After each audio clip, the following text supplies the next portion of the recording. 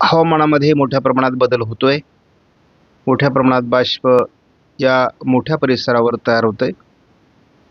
जे यापूर्वी तयार नव्हतं आणि या मोठ्या बाष्पाचा परिणाम मान्सूनला पुढे सरकण्यात देखील होईल आणि मान्सून पुन्हा एकदा भारतामध्ये सक्रिय होण्याची शक्यता आहे.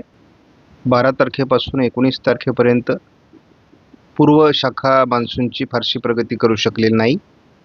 त्याचबरोबर आपण याही ठिकाणी बघतो की 8 तारखेपासून 19 तारखेपर्यंत मान्सूनची फारशी प्रगती झालेली नाही आहे पश्चिमी शाखेकडून. त्यामुळे एकूणच मान्सून एका जागी जैसे थे ठप्प आहे.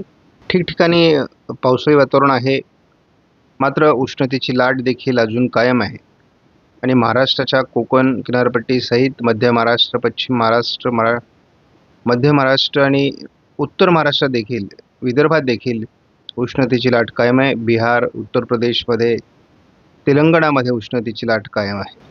21 तारखेला देखील उष्णतेची लाट बऱ्याच राज्यांमध्ये कायम आहे. महाराष्ट्रातील उष्णतेची लाट मात्र 21 तारखेला म्हणजे उद्या कमी होण्याची शक्यता आहे आणि स्थानिक पावसाळी वातावरण देखील तयार होण्याची शक्यता आहे. त्या संदर्भातला येलो अलर्ट देण्यात आलेला आहे. आपण बघितलं होतं की 22 तारखेला महाराष्ट्रामध्ये निरभ्र अशा प्रकारचं आकाश आणि पावसाचा अंदाज देण्यात आलेला नव्हता. परंतु भारतीय हवामान खात्याने आता उत्तर महाराष्ट्र, मध्य महाराष्ट्र, पश्चिम महाराष्ट्र, विदर्भ पावसाळी वातावरण दाखवलं आहे. म्हणजेच अंदाज बदलला आहे. 23 तारखेला कोकण किनारपट्टीसहित विदर्भ, मध्य महाराष्ट्र, पश्चिम महाराष्ट्र, उत्तर महाराष्ट्रात पावसाची शक्यता, त्या संदर्भातला येलो अलर्ट देण्यात आला आहे. तर मराठवाड्यात मात्र पावसाची शक्यता वर्तवलेली नाही आहे. दक्षिणेकडील आणि मध्य भारतातील बहुतांश राज्यांमध्ये, पूर्व भारतातील बहुतांश राज्यांमध्ये पावसाची शक्यता आहे.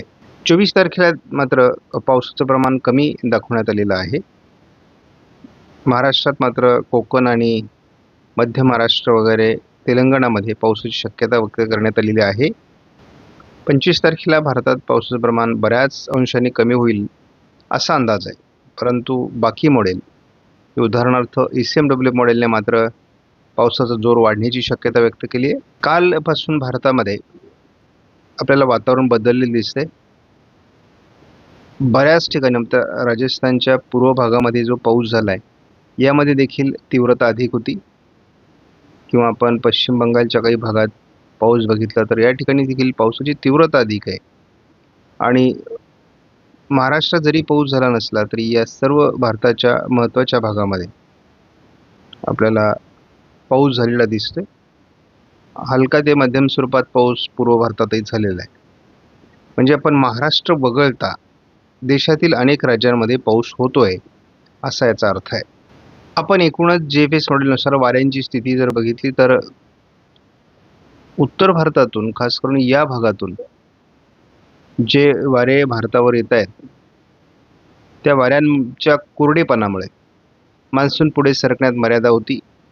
शिवाय अरबी समुद्रामध्ये अंतर्गत भागात देखील खूप कमी प्रमाणात बाष्प होतं आणि ते किनारपट्टी भागात पश्चिमेकडे येण्यात खूप मर्यादा होत्या. केवळ बंगालच्या उपसागरामध्ये थोड्याफार प्रमाणात वातावरण होतं, परंतु या पद्धतीने हे वातावरण निघून जात असल्यामुळे पावसाचं किंवा मान्सूनच्या पुढच्या प्रवासात मोठा अडथळा निर्माण झालेला आहे. JFS मॉडेलने आज भारतामध्ये पावसाचं प्रमाण दाखवलं आहे. एक प्रभावी WD या भागामध्ये आहे, त्यामुळे या भागात पावसाळी क्षेत्र आहे. थोडक्यात पाऊस वाढतोय. उद्या देखील वातावरणात बदल होतोय. अरबी समुद्रामध्ये पावसाळी प्रमाण वाढेल, या भागामध्ये पावसाचं प्रमाण वाढेल. उत्तर भारतामध्ये WD असल्यामुळे त्याच्याशी याची लिंक जोडली जाईल. JFS मॉडेलनुसार या भागात पावसाचं प्रमाण वाढण्याची शक्यता आहे. त्याचवेळेस उत्तर भारतातही WD सक्रिय राहण्याची शक्यता आहे. JFS मॉडेलनुसार या वातावरणात वाढ होईल. 23 तारखेपासून साधारण कोकण किनारपट्टीला पावसाचं प्रमाण वाढेल असा अंदाज आहे. आपण JFS मॉडेलनुसार बघतो महाराष्ट्रामध्ये दक्षिणेकडून मोठ्या प्रमाणात पावसाचं प्रमाण राहण्याची शक्यता आहे आणि बाष्पयुक्त वारे मोठ्या प्रमाणात दक्षिण भारतावर येत असल्यामुळे GFS मॉडेलने पावसाचा अंदाज दिला आहे. 25 तारखेला देखील हे वातावरण आहे, परंतु थोडासा उत्तरेकडून असा प्रभाव कमी होण्याची शक्यता आहे. 26 तारखेलाही हे वातावरण महाराष्ट्रामध्ये असण्याची शक्यता आहे. शिवाय या भागातून तिचा प्रभाव वाढण्याची शक्यता आहे. 27 तारखेपासून GFS मॉडेलने मान्सून पुढे सरकण्यात अतिशय चांगलं वातावरण असल्याचं दाखवलं आहे. या ठिकाणी एक चक्राकार स्थिती असणार आहे, जी मान्सून पुढे सरकण्यास मदत करेल. GFS मॉडेलनुसार पूर्वेकडून आणि पश्चिमेकडून देखील मान्सूनची मोठी प्रगती 28 तारखेला झालेली असेल. म्हणजे संपूर्ण महाराष्ट्र हा 28 तारखेपर्यंत मान्सूनने व्यापलेला असून GFS मॉडेलनुसार महाराष्ट्रात दरम्यानच्या काळात मोठं पावसाचं क्षेत्र देखील असण्याची शक्यता आहे. बघतो की या चक्राकार स्थितीमुळे जे या ठिकाणी बनलेली चक्राकार स्थिती अशी पुढे सरकणार आहे आणि त्यामुळे पूर्व भारतापासून तर अगदी पश्चिम किनारपट्टीला देखील फार मोठं पावसाचं क्षेत्र आपल्याला बघायला मिळणार आहे. त्यामुळे भारताच्या जवळपास 60-70% भागामध्ये पावसाने मोठा प्रभाव निर्माण केलेला असेल. आणि बघतो MGO सध्या 22 तारखेपासून 28 तारखेपर्यंत हिंदी महासागरात सक्रिय राहण्याची शक्यता आहे आणि त्यामुळे साहजिकच पावसाचं प्रमाण वाढणं अपेक्षित आहे. आपण या ठिकाणी CFS मॉडेलनुसार जर अंदाज बघितला तर भारतामध्ये 19 तारखेपासूनच म्हणजे मोठ्या प्रमाणात सकारात्मकता दाखवलेली आहे. या ठिकाणी आपण बघतो, या ठिकाणी देखील आणि या ठिकाणी देखील भारतामध्ये पावसाचं प्रमाण वाढण्याची शक्यता आहे जवळपास 9 जुलैपर्यंत. आणि या ठिकाणी आपण बघतो CFS मॉडेल हे आपल्याला भारतामध्ये खास करून महाराष्ट्रात जोरदार ते अतिजोरदार पावसाची शक्यता या दरम्यान दाखवत आहे. आपण ACMW मॉडेलनुसार कशा पद्धतीने वातावरणात बदल होतोय ते आपण बघणार आहोत. अरबी समुद्रामध्ये कुठल्याही प्रकारचं बाष्प नसल्यामुळे पावसात मोठा खंड निर्माण झाला होता. पूर्व भारताकडूनही मान्सूनने अपेक्षित कुठल्याही प्रकारचा प्रभाव निर्माण केलेला नव्हता किंवा पूर्व भारताकडूनही मान्सून ठप्प झालेला होता. त्या दरम्यान आता 22 तारखेपासून या वातावरणात बदल होईल आणि कोकण किनारपट्टीला सुरुवातीला पावसाचं प्रमाण वाढेल, त्यानंतर ते महाराष्ट्रामध्ये देखील वाढेल आणि एकूणच पूर्व शाखा आणि पश्चिम शाखा सक्रिय होतील. या दरम्यान सर्वात महत्त्वाची बाब म्हणजे ACMW मॉडेलने खास करून महाराष्ट्रामध्ये मोठं पावसाळी क्षेत्र दाखवलेलं आहे. यामध्ये तेलंगणा, आंध्र प्रदेश, ओरिसा आणि महाराष्ट्राचा बहुतांश भाग कोकण किनारपट्टीसहित समाविष्ट असून जवळपास भारताच्या अनेक राज्यांमध्ये 4 जुलैपर्यंत मान्सून पोहोचलेला असेल. कारण साधारणपणे आपल्याला माहिती आहे की मान्सून हा 5 जुलैपर्यंत भारताच्या बऱ्याच भागात पोहोचतो. त्या पद्धतीने आता पुढच्या दिवसामध्ये म्हणजे 22 तारखेपासून मान्सून भारतात अतिशय गतिमान पद्धतीने पोहोचण्याची शक्यता आहे. आज 20 तारखेला कोकण किनारपट्टी घाटमाथ्यावर ढगाळ परिस्थिती वाढण्यास सुरुवात होईल. 21 तारखेला पावसास अनुकूल परिस्थिती महाराष्ट्रात आणि खास करून घाटमाथ्यावर कोकणामध्ये अनुकूल परिस्थिती निर्माण होईल. 22 तारखेपासून मॉडेलने म्हणजे ACMW मॉडेलने कोकण किनारपट्टीत जोरदार पावसाला सुरुवात होईल आणि महाराष्ट्राच्या अंतर्गत भागातही पावसाची शक्यता व्यक्त केली आहे. यापूर्वी उत्तर महाराष्ट्राकडे प्रमाण कमी होतं, परंतु आता हे प्रमाण संपूर्ण महाराष्ट्रात वाढण्याची शक्यता आहे. थोडं पश्चिम विदर्भामध्ये ते प्रमाण काहीसं कमी दिसते. 23 तारखेला या प्रमाणात मोठा प्रमाणात वाढ होईल असा अंदाज आहे. सर्वदूर महाराष्ट्रामध्ये आपल्याला पाऊस दिसतोय. 24 तारखेला ACMW मॉडेलनुसार महाराष्ट्रात पावसाचं प्रमाण मोठ्या प्रमाणात वाढेल अशी अपेक्षा आहे.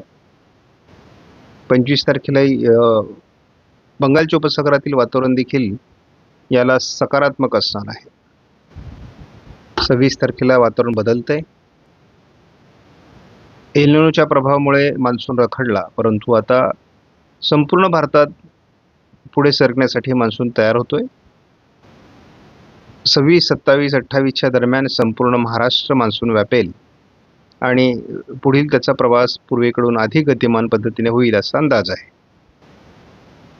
28 तारखेला देखील आपण बघतो कोकण किनारपट्टी आणि दक्षिण भारतात मोठ्या प्रमाणात पाऊस असेल.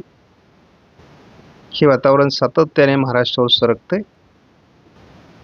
30 तारखेला देखील आपण बघतो महाराष्ट्राच्या सर्व भागामध्ये अतिशय उत्तम अशा प्रकारचं पाऊस वातावरण दाखवण्यात आलंय. 31 तारखेला आपण बघतो ते संपूर्ण वातावरण महाराष्ट्राच्या दिशेने सरकतंय. 2 तारखेला यामध्ये वाढ होते. आपण जेव्हा 4 तारखेपर्यंत एकत्रित अंदाज बघतो तेव्हा संपूर्ण महाराष्ट्रामध्ये अतिशय जोरदार पाऊस झालेला असेल असा अंदाज आहे. म्हणजे पेरणीयोग्य पावसासाठी अनुकूल वातावरण दाखवण्यात आलं आहे. या वातावरणाला ICMWच्या AIFS मॉडेलने देखील महाराष्ट्रात जबरदस्त पाऊस होईल असा अंदाज दिलेला आहे. JFSने देखील हा अंदाज नाकारलेला नाही. जेम या मॉडेलने देखील संपूर्ण जगात हे अतिशय नावाजलेले मॉडेल आहेत आणि सर्वच मॉडेलने महाराष्ट्रात जबरदस्त पाऊस दाखवलेला आहे.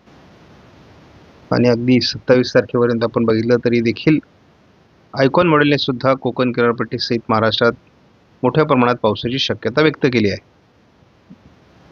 त्यामुळे आपण कुठलंही मॉडेल बघितलं तर आपल्याला या ठिकाणी पाऊस होणार हे निश्चित आहे. आपण या मॉडेलमध्ये देखील जेव्हा एकत्रित 4 जुलैपर्यंतचा अंदाज बघतो तेव्हा सर्वदूर महाराष्ट्रामध्ये पावसाची शक्यता आहे. मोठ्या प्रमाणात पाऊस होईल असं दाखवण्यात आलेलं आहे. कोकण किनारपट्टीला मुसळधार पाऊस या 15 दिवसामध्ये होणार आहे. विदर्भामध्ये होणार आहे, मराठवाड्यात होणार आहे. केवळ पर्जन्यछायेच्या प्रदेशात थोडाफार त्याची घट राहू शकते, परंतु गरजेपुरता पाऊस याही ठिकाणी होऊन जाईल असा अंदाज आहे. आता आपण झटपट पावसाची सुरुवात आणि प्रत्येक दिवशी पावसात काय बदल होतोय ते बघणार आहोत. आजपासून घाटमाथ्यावर बऱ्याच प्रमाणात पावसाचं ॲक्टिव्हिटीज होऊ शकतात असा मॉडेलचा अंदाज आहे. मराठवाड्यात सुद्धा ॲक्टिव्हिटीज उशिरापर्यंत असू शकतात हा प्राथमिक अंदाज आहे. उद्यापासून मात्र 21 तारखेला विदर्भ, मराठवाडा, संपूर्ण कोकण या विभागामध्ये पावसाला सुरुवात होणं अपेक्षित आहे. थोडी रात्रपाळी देखील पाऊस करू शकतो काही भागामध्ये आणि 22 तारखेला सकाळपासूनच वातावरणात मोठे बदल आपल्याला दिसून येतील. शिवाय दिवसभरात महाराष्ट्रभर पावसाचं प्रमाण वाढणं अपेक्षित आहे.